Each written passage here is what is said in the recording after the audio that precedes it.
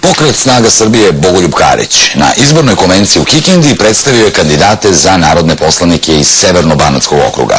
Bogoljub Karić je jedini čovek u Srbiji koji građanima nudi sigurnost, jer njegova stranka ima program, sposobne ljude koji znaju kako da zaposle 1 milion ljudi kako bi naša zemlja postala konkurentni ekonomski partner zemljama Evropske unije, poručeno je na konvenciji. Vlast drhti pred Bogoljubom zato što je rekao: to što rade meni mogu da im oprostim, ali to što rade Srbiji neće im biti oprošteno.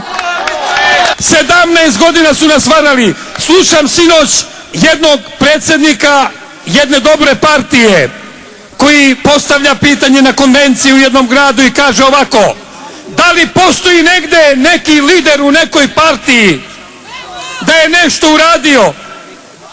Ja sam... Pa to je i on rekao.